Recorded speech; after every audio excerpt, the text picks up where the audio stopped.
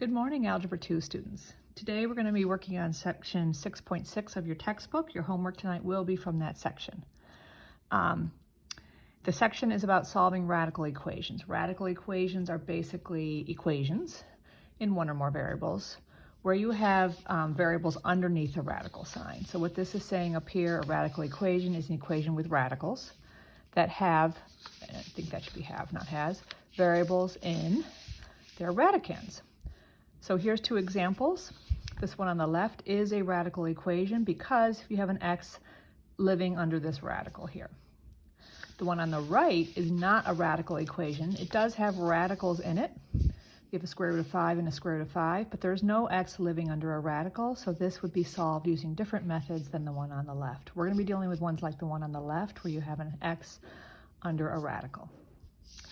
So here, this next section gives you a basic approach that you should mimic for the problems you're going to be doing tonight to get that x free of the radical. So the first step here, well, first it says solve the following equation. The first step is to isolate the radical. That means you want one side of the equation to be just a radical, no other numbers attached to it. In our case, we have this plus 1 added onto our radical expression, so I'm going to minus 1 from both sides, and I get cube root of x minus 5 equals minus 2. Now this is isolated. It's a 1 in front of here, and there's no other numbers added or subtracted or divided from this radical.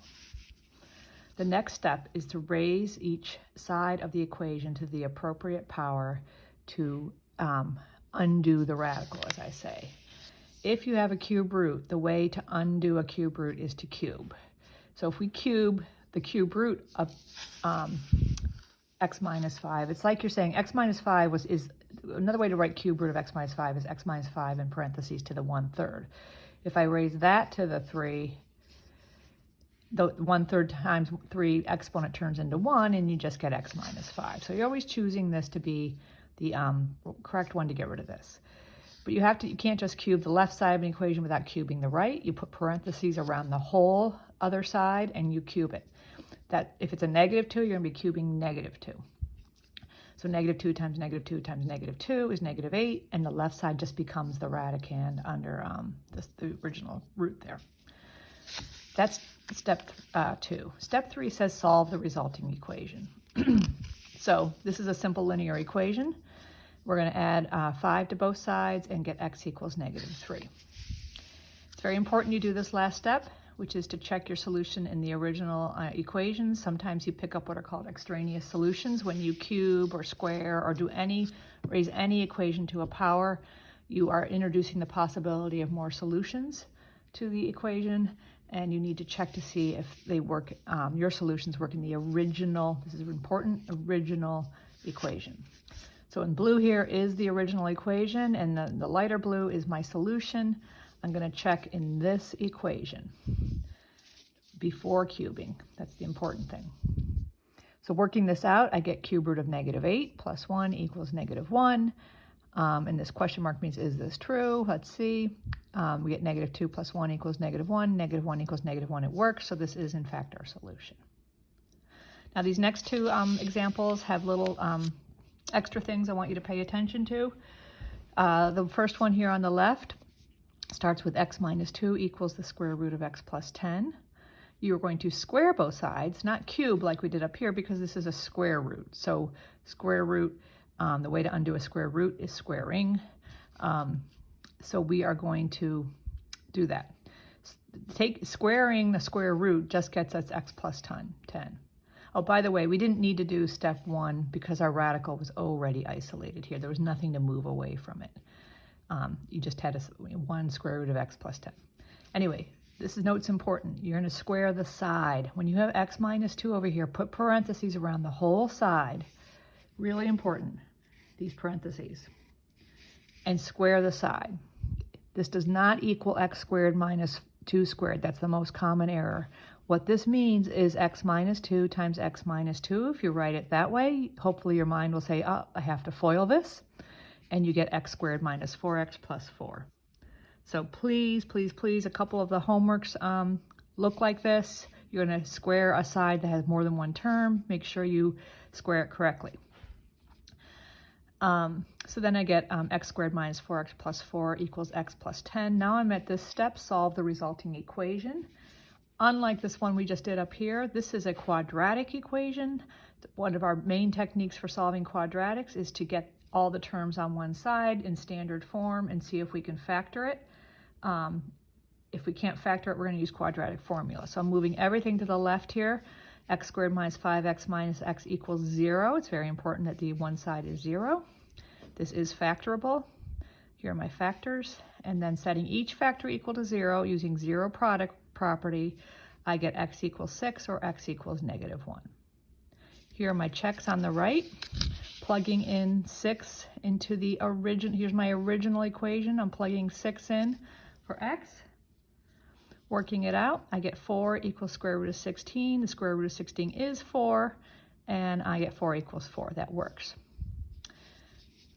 This is only 4, by the way, square root of 16, because this does not say plus or minus square root of 16. It just says square root of 16. If this was the negative square root of 16, then it would be -4 here, and this wouldn't have worked. But positive square root of 16 is 4.